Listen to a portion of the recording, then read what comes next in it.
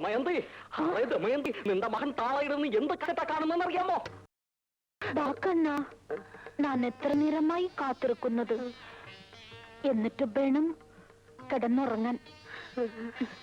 എന്റെ തിരുമൽ ദേവാ, താളയും sex, മേളലും sex. താളയും സെക്സോ? ആ, നിന്റെ പുന്നാറ മകനുണ്ടല്ലോ നിർമ്മൽ, അവൻ താളയിരുന്ന് സായിപ്പിന്റെയും മദാമ്മയുടെയും വീഡിയോ കിസ് കാണുന്നു. അത്രയോ ഉള്ളോ കണ്ണ? സിന്ന കുട്ടിയല്ലേ, അവൻ കാണട്ടെ. കണ്ണനില്ലാത്ത ജ്ഞാനം അവനെങ്കിലും ഉണ്ടാകട്ടെ. ദമയന്തി, നീയാണ് അവനെ സീതയാക്കുന്നത്.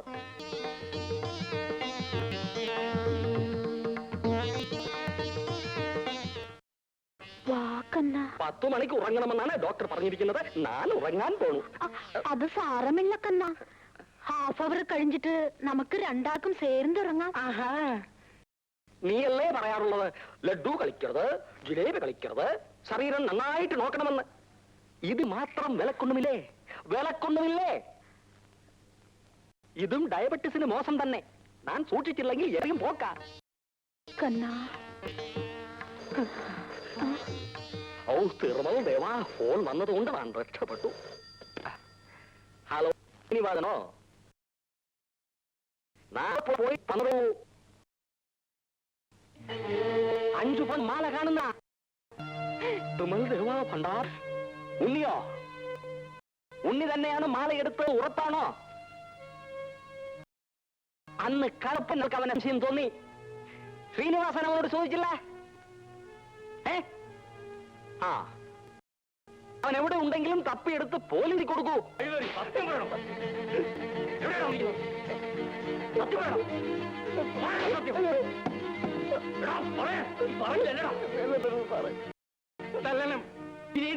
ഇവൻ കള്ളനാണ്, കള്ളൻ. ഇവൻ തന്നെയാണ് മാല എടുത്തിട്ടുള്ളത്. നീ അമ്മാവന്റെ വീട്ടിലെ താമസിക്കുന്നത് പറഞ്ഞിട്ട് ബസ് സ്റ്റാൻഡിലേക്ക് കിടക്കുന്നത്, അത് തന്നെ കള്ളമല്ലേ? അയ്യോ, അതെനിക്ക് താമസിക്കാൻ സ്ഥലമില്ലെന്ന് പറഞ്ഞ ജോലി തരില്ലെങ്കിലും ഒന്ന് കരുതിയ. എന്താ ഇവനെ തെറ്റില്ലെന്നാ പറഞ്ഞത്? നീ ഉള്ള സത്യം തുറന്നു പറഞ്ഞേര്. എവിടെയാ മാല വെച്ചിരിക്കുന്നേ? അതിങ്ങ് എടുത്ത് തീർത്തി പോയിക്കോ. ഈശ്വരനാണ് ഞാൻ എടുത്തിട്ടുള്ള സാറേ. ദേവാ സാർ, ഒരു അബദ്ധം പറ്റിയതാണ്. മാല കിട്ടി, മാല കിട്ടി. നല്ല പയ്യൻ, കണ്ടപ്പോഴേ തോന്നിയിട്ടുണ്ട്. മിസ്റ്റർ പൈ, എന്തെങ്കിലും കാണാതായാൽ എല്ലായിടത്തും ശരിക്ക് അന്വേഷിച്ചതിന് ശേഷമേ പോലീസ് സ്റ്റേഷനിൽ കംപ്ലൈന്റ് കൊടുക്കാൻ പാടുള്ളൂ. മനസ്സിലായോ? മനസ്സിലായി. ഉണ്ണി, ഇവർ നിന്നെ ഒരുപാട് തല്ലി. നമ്മൾ വളരെയേറെ ദുഃഖിക്കുന്നു. നിന്റെ വർഗം തന്നെയാണ് ഇതിന് കാരണം. നീ ബാ, നമുക്ക് കടയിലേക്ക് പോകാം. നിനക്ക് നമ്മൾ ശമ്പളം കൂട്ടിത്തരുന്നുണ്ട്. എനിക്ക് ജോലി വേണ്ട സാർ. ഇനി എനിക്ക് തല്ലുകൊള്ളാൻ വയ്യ. അച്ഛന്റെ തല്ല് സഹിക്കയ്യാതെ ഞാൻ വീട് ഇറങ്ങിയത്. സാരമില്ലു, ഒരു അബദ്ധം പറ്റിയതല്ലേ, കൂടെ ചെല്ലേ.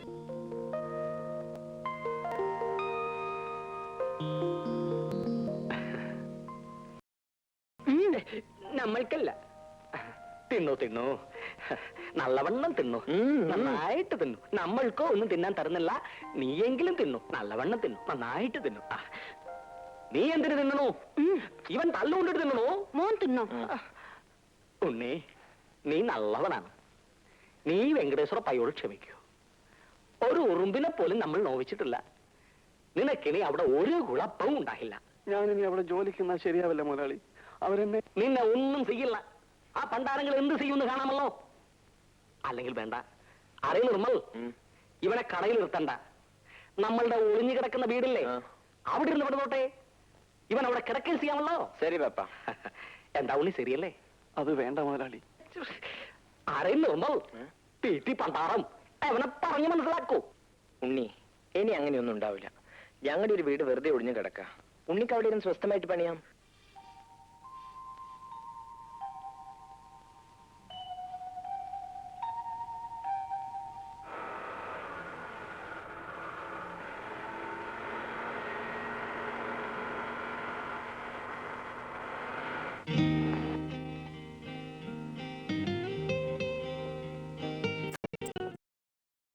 എന്റെ അച്ഛനോട് സ്നേഹത്തിൽ നിന്നാ എന്ത് കാര്യവും സാധിക്കാം.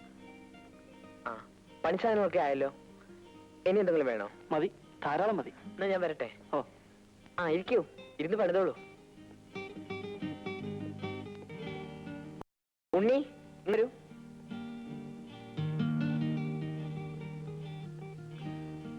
അത് മേനോൻ സാറിന്റെ വീടാ.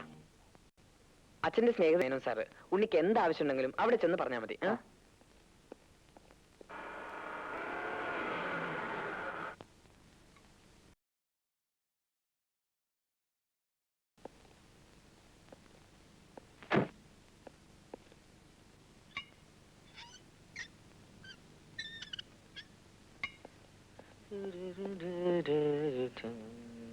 ഹാ, ഇവിടെ ആരുമില്ലേ?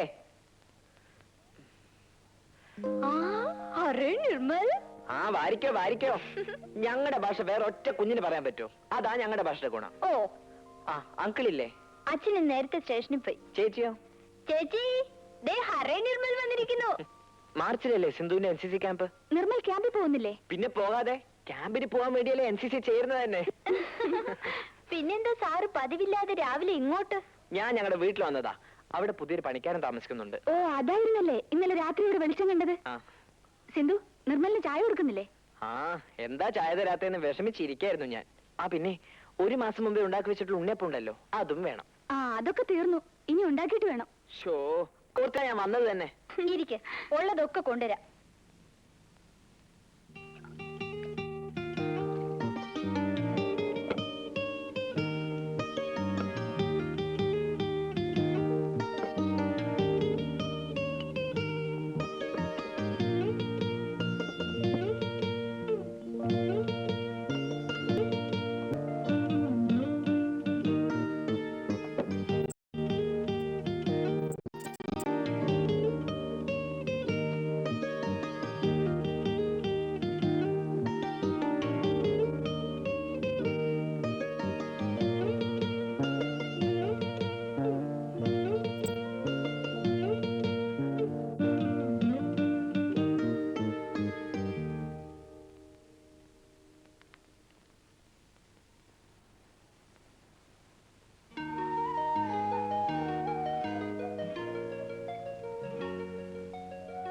എത്രയും പ്രിയപ്പെട്ട അമ്മൂട്ടിക്ക് അമ്മൂട്ടിയുടെ ഭാഗ്യം കൊണ്ടാവും വലിയ കഷ്ടപ്പാടൊന്നുമില്ലാതെ ഈ വലിയ നഗരത്തിലെ ഒരു വലിയ സ്വർണ്ണക്കടയിൽ ജോലി കിട്ടിയത്. മുതലാളി നല്ല ആളാണ്. ഒറ്റയ്ക്കൊരു വീട്ടിലാണ് ഞാനിരുന്ന് പണിയുന്നതും താമസിക്കുന്നതും. എനിക്കിവിടെ ഒരു വിഷമമേ ഉള്ളൂ, അമ്മൂട്ടിയെ കാണാത്ത വിഷമം. ഭാർഗവേട്ടൻ ഇപ്പോഴും കെട്ടണമെന്ന് പറഞ്ഞ് ശല്യം ചെയ്യുന്നുണ്ടോ? ഇല്ല അമ്മൂട്ടി, അമ്മൂട്ടി ആരും കെട്ടില്ല. കെട്ടാൻ ഞാൻ സമ്മതിക്കില്ല. കെട്ടുന്നതിനെ ഞാൻ കൊല്ലും. എത്രയും വേഗത്തിൽ ഒരു സ്വർണ്ണത്താലിയും കൊണ്ട് ഞാൻ നാട്ടിൽ വരും അമ്മൂട്ടിയെ കെട്ടാൻ. അതിനു മുമ്പ് ഇനി നാട്ടിലേക്ക് വരില്ല. ലീലേച്ചിയെ കെട്ടിച്ചയക്കണമെന്ന് അച്ഛൻ ഇപ്പോഴും ആഗ്രഹം കാണില്ലായിരിക്കും. കെട്ടിച്ചയച്ച പണം പോകില്ലേ? ലീലേച്ചിയോട് എന്റെ വിശേഷം പ്രത്യേകം പറയണം. അമ്മൂട്ടിക്ക് സുഖമാണെന്ന വിശ്വാസത്തോടെ കത്ത് ചുരുക്കുന്നു, അമ്മുവിന്റെ തട്ടാക്കുട്ടി.